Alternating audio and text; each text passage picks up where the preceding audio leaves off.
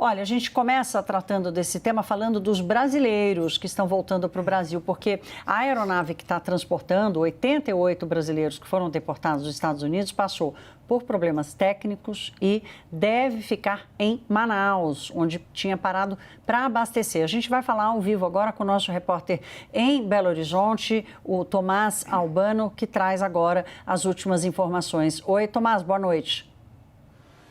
Olá, Tainá, boa noite para você, boa noite a todos. A previsão era de que esse avião pousasse aqui no Aeroporto Internacional de Confins às 8 horas da noite, mas isso não aconteceu, foram sendo registrados ali vários atrasos nesse voo e há pouco a assessoria do BH Airport, que é o aeroporto aqui de Belo Horizonte, informou para a nossa equipe o seguinte: esse avião fez um pouso programado em Manaus e durante esse pouso foi identificada uma falha mecânica.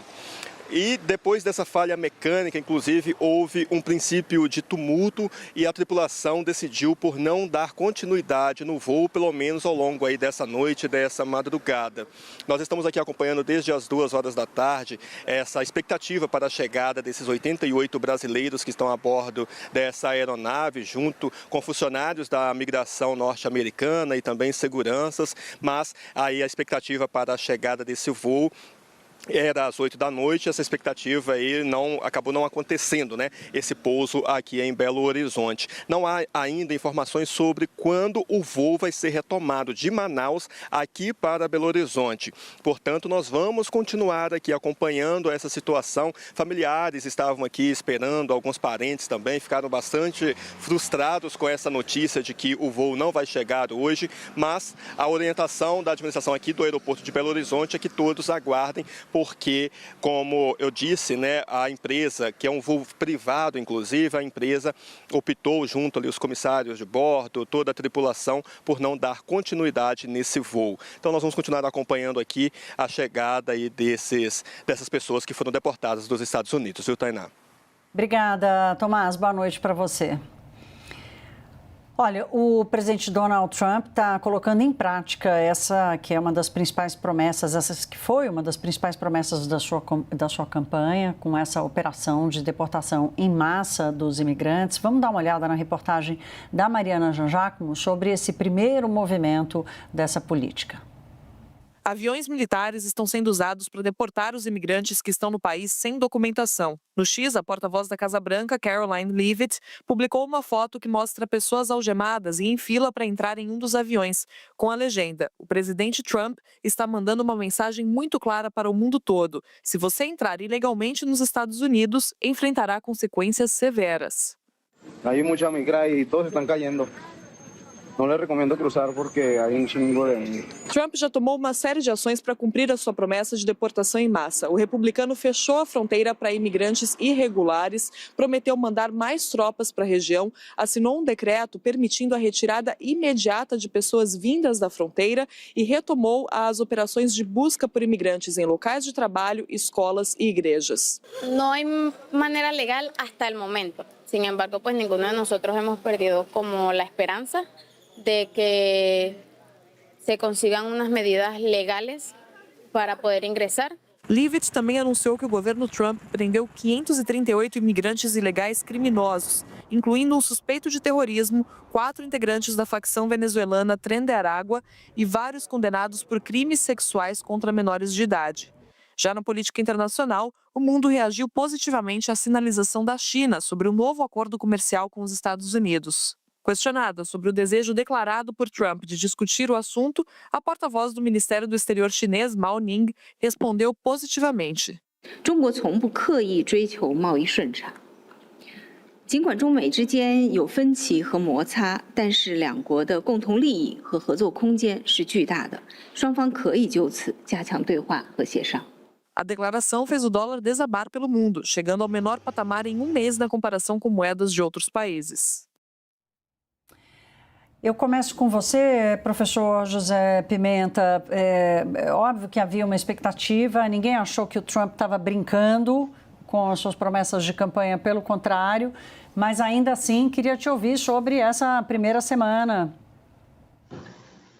Certo, Thaís. É uma semana de muita reflexão, todo mundo está acompanhando desde do ato, né, inicial ali do Trump em seu discurso quando tomou posse, algumas medidas que seriam colocadas em prática, né, e o que mais tem chamado a atenção é que essas medidas se dividem entre aquelas que têm um potencial já imediato de entrada em vigor, como é o caso de alguns decretos executivos que já estão sendo colocados em prática, e aqueles que a gente sabe que tendem a entrar de fato em vigor, uma vez que forem aprovados pelas instâncias respectivas, né? Então, há alguns executive orders que vão ter que passar pelo Congresso, no caso de algumas questões de energia, outros até na saída da Organização Mundial da Saúde, o próprio Acordo de Paris, né? Sim, mas também vai ter a participação dos Estados Unidos de maneira relativa também nas COPs, enfim, há todo um arcabouço, porque ele pegou desde medidas anti-imigração, passando por questões de energia, chegando em política comercial,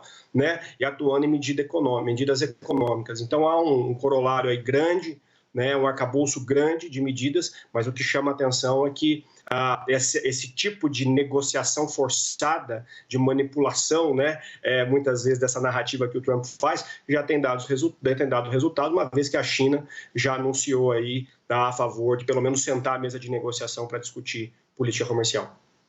Padovani, já venho com você na questão comercial e da reação dos mercados. Mas, Lorival, quero te ouvir sobre checks and balances, né? A gente ouviu da menina dizendo, olha, agora nós estamos preocupados, mas a gente não perde a esperança. Os estados e as cidades que são consideradas santuários, né, aquelas em que protegem de alguma forma os imigrantes, dizendo que vão reagir à política de Trump. Já dá para a gente ter uma ideia da força da reação a essa aceleração que Trump faz no seu início de governo? Bom, na verdade, esse número, que na verdade são repatriações, né, porque as deportações são quando as pessoas chegam no aeroporto ou na fronteira e são mandadas de volta, geralmente no aeroporto, né? Essas repatriações são um número muito pequeno para os Estados Unidos. 538 não é nada. No ano passado, 2024, foram 1.100.000 repatriações. Isso dá 21.153 em média por semana. O próprio Trump, na primeira semana dele, de 2017, no primeiro mandato, ele fez 675 repatriações, mais do que agora. Então, é importante colocar essa bola no chão para entender o seguinte: nós não estamos falando de repatriações em massa, não estamos falando de uma política consistente, é puro espetáculo, pura espuma. E é super agressivo, essa é a diferença, é qualitativa a questão. Por quê? Porque eles estão invadindo casas, invadindo lojas, empresas, né? Estão presentes na rua, né, os agentes do ICE, que é chamada busca ativa. Outro aspecto importante, não são criminosos no sentido técnico da palavra. Em geral, são pessoas que cometeram pequenas ofensas que nos Estados Unidos não são considerados crimes, como, por exemplo, dirigir sob substâncias. A maioria deles é isso. E grande parte não cometeu nenhuma ofensa, apenas está indocumentado. Aliás, uma outra questão também, não são ilegais, são indocumentados. Por quê? Porque a lei americana prevê que estrangeiros podem esperar o processo, a decisão sobre o seu pedido de asilo. Aliás, isso é lei internacional e é lei americana. Então, não é correto chamá-los de ilegais. Eles são indocumentados. Então, a possibilidade de uma deportação em massa ou de uma repatriação em massa não existe, porque é logisticamente impossível. Porque as cortes de imigração que precisam processar esses casos, por mais que o Trump consiga colocar um ritmo sumário, existem 2,5 milhões de casos esperando julgamento nos Estados Unidos. Então, tudo isso é só para dar uma sensação para os eleitores do Trump de que ele está entrando em ação, de que ele está fazendo muita coisa e tal. E isso não vai se sustentar. Essa espuma, como toda espuma, vai desaparecer e outras políticas mais importantes, mais consistentes, com mais consequências é que vão ser adotadas depois.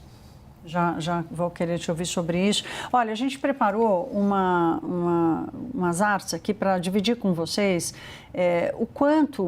qual vai ser o impacto econômico e financeiro para os Estados Unidos nos próximos anos em função dessa política de deportação. Esses dados são do Conselho Americano de Imigração e eles mostram o seguinte: deportando 1 milhão de pessoas anualmente, o governo dos Estados Unidos deve gastar 88 bilhões de dólares. A maioria dessa verba seria destinada para, por exemplo, construção dos postos de detenção, enquanto os processos acontecem. Para conduzir as prisões, 7 bilhões de dólares por ano. Para deter os imigrantes, ou seja, para manter os imigrantes presos, o governo gastaria outros 66 bilhões de dólares.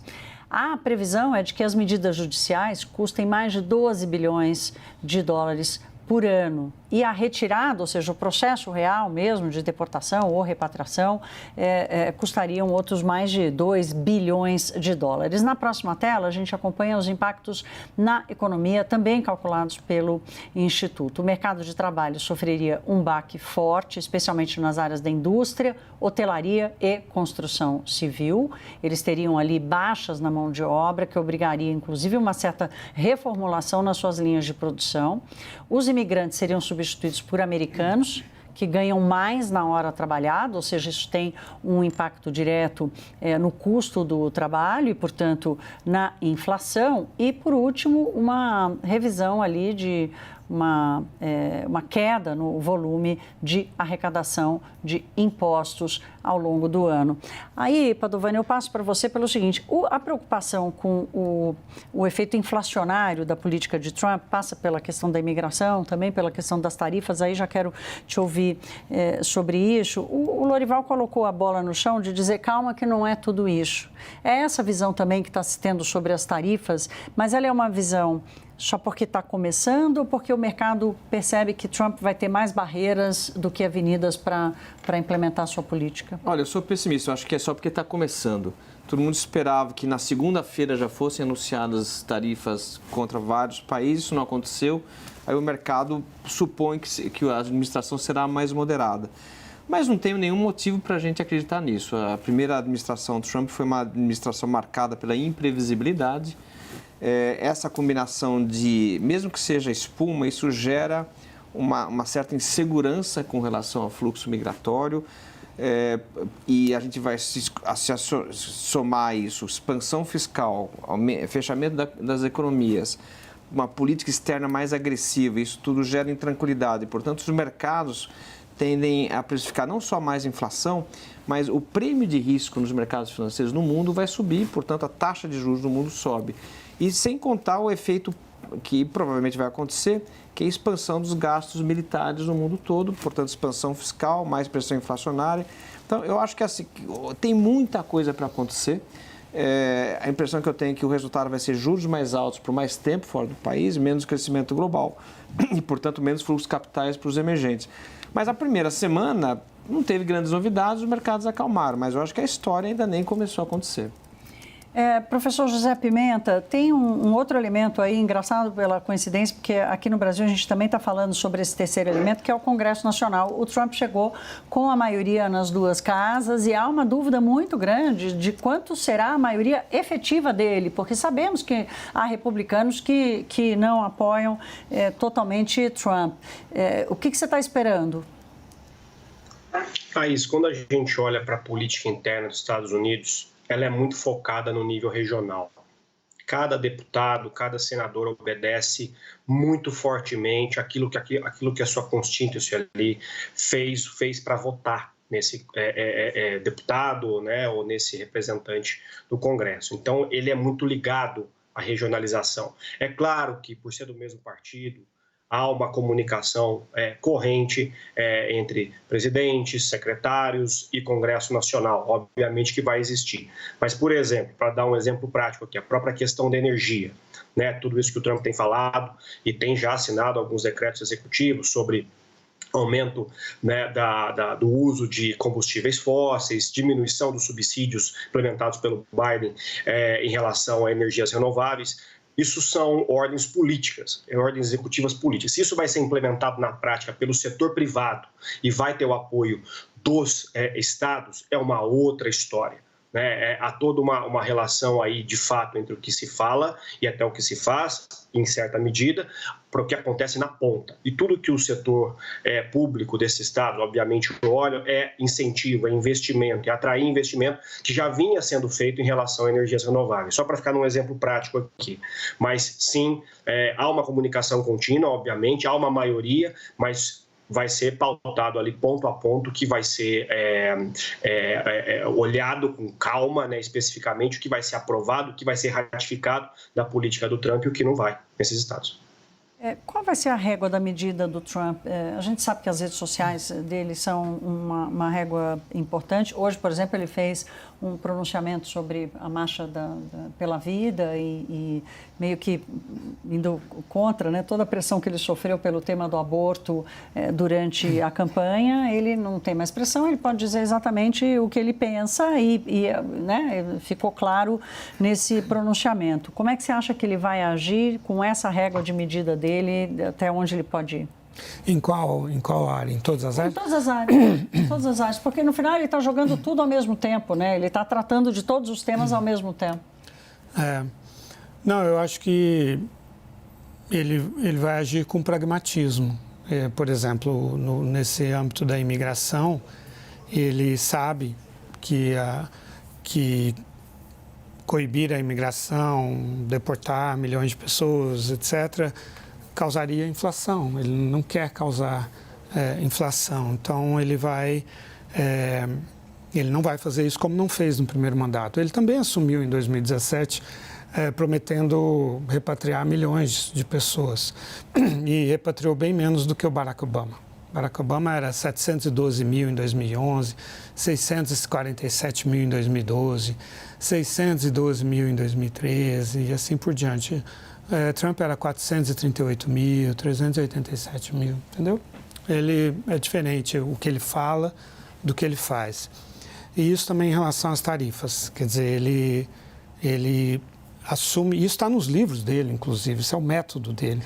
Ele assume uma posição maximalista que não é a que ele quer alcançar, porque ele sabe que não vai e que seria ruim para ele próprio. Então, ele começa falando desse jeito, falando grosso, mas na hora de negociar, ele já recua para obter o que ele quer. Já fez isso hoje, em relação ao Xi Jinping, falando, inclusive, de forma fidedigna sobre o percurso da relação dele com o Xi Jinping, que é esse mesmo que ele disse hoje, que eles tinham uma ótima relação antes da Covid. E é exatamente isso. Ele obteve um aumento de 200 bilhões de dólares ao longo de 2 anos das importações de produtos americanos pela China, mas aí veio a Covid e ele precisava culpar alguém, porque ele viu que a Covid ia ser um grave problema eleitoral. Então, aí foi que ele começou a falar mal da China. Mas antes a relação estava muito boa, né? E ele não vai fazer coisas que provocam inflação, que depois provocam aumento dos juros. Ele vai ameaçar, ele ameaça, obtém o que ele quer. Foi assim que ele renegociou o NAFTA com o México e Canadá. Obtém aquilo que ele quer e vai tocando a vida de forma pragmática. Sem freios. Ele não tem nem reeleição para tratar, esse é o último mandato dele. Claro, verdade. Né? Verdade. Então, é um tudo ou nada, né? É um tudo ou nada. Sim, mas ele quer o tudo, ele não quer o nada, entendeu? Ele não quer terminar. Para ele é importante terminar esse segundo mandato bem popular e lançando o MAGA, o movimento, como um movimento que substitui o Partido Republicano. Ele já falou que 4 anos vai ser pouco para ele, né? Mas, enfim, para 4 anos falta muito. Padovani, juros, A atuação do Banco Central, ele fez o discurso para a turma que está em Davos, no Fórum Econômico Mundial, disse, olha, vou mandar o Fed baixar os juros, tem falado da criptomoeda, impediu, disse que não vai mais deixar o Banco Central dos Estados Unidos tocar o projeto da moeda digital, que é um projeto que os bancos centrais aqui no Brasil também está sendo direcionado. Quanto o mercado leva isso a sério? Acho que tem uma visão, como o Lorival comentou, de que é muito estratégia de negociação. Mas mesmo que seja uma estratégia de negociação, a gente já tem uma inflação pressionada nos Estados Unidos. A inflação norte-americana já, antes da administração Trump, já não converge para a meta, da meta de 2%. Não por outro motivo, o Banco Central norte-americano já sinalizou que corta menos ou eventualmente não corta juros em 2025. Agora, o que eu sinto uma ausência na administração dele é qualquer tema fiscal. O que ele tem falado é que vai reduzir impostos, vai aumentar gastos em infraestrutura. Você pode discutir qual que é o tamanho do fechamento comercial, mas haverá um fechamento comercial, haverá um ambiente de menor fluxo de oferta de mão de obra para os Estados Unidos. Então, eu acho que, mesmo que marginalmente, a situação inflacionária norte-americana se agrava. E, portanto, eu acho que o que vai ficar claro é que a gente vai ter juros mais altos. Professor José Pimenta, Europa, mas expandindo aí para a comunidade internacional, o quanto você acha que estão levando Donald Trump nesse 2.0 a sério? É interessante, Thaís, porque esses sinais que estão sendo dados agora, como aconteceu com a China, como aconteceu com a Rússia também recentemente, tudo isso, aí eu concordo com o Lorival, né, brilhantemente colocou, é para chamar a mesa de negociação. Olha, eu estou emitindo aqui uma postura maximalista para tentar chegar num resultado subótimo aqui de alguma forma, né? Mas a estratégia, e aí eu acho que está bem claro para todo mundo, né? Um país que vinha tendo uma inflação a 1,5, 1,6, 1,7 até 2020, e essa inflação salta para 7%, 5% depois de 2021, 2022, né? Toda essa estratégia de diminuição da inflação, diminuição da mão de obra ilegal, a gente está falando de mais ou menos aí, aproximadamente 11 milhões de imigrantes ilegais, né? Se você cortar parte disso de alguma forma em algumas regiões, isso vai ter, obviamente, um efeito na inflação, né? Mas também ele está falando muito da substituição, de continuação de uma política de reshoring, quer dizer, de reatrair investimentos que anteriormente estavam aí mundo afora e, sobretudo, na Ásia e na China. Então, note que ele tem uma estratégia para você diminuir a inflação de alguma forma, colocar essa força de trabalho que confiou nele, de alguma forma, o crescimento da economia e, obviamente, produzir novamente, ser uma potência em termos de bens manufaturados, coisa que os Estados Unidos ainda tem uma cadeia de manufaturados extensa, mas já não tem como há 20, 30 anos atrás. Perdeu espaço, sobretudo para a Ásia, né? Então, essa estratégia acho que está bem clara para todo mundo, né? Ele vai sobretaxar e aí, claro, a gente tem que olhar quem está mais preocupado com isso. Os maiores exportadores para os Estados Unidos. A gente está falando de China, principalmente, está falando de México, que tem uma potência em termos de abastecer o mercado norte-americano com manufaturas de meio de cadeia, de meio de produção, que vão receber valor agregado nos Estados Unidos. Enfim, são países aí, o mundo está de olho, mas há um conjunto de países que estão olhando com mais cautela, com mais atenção, sobretudo esses que exportam e dependem do mercado americano para ter uma vida econômica saudável.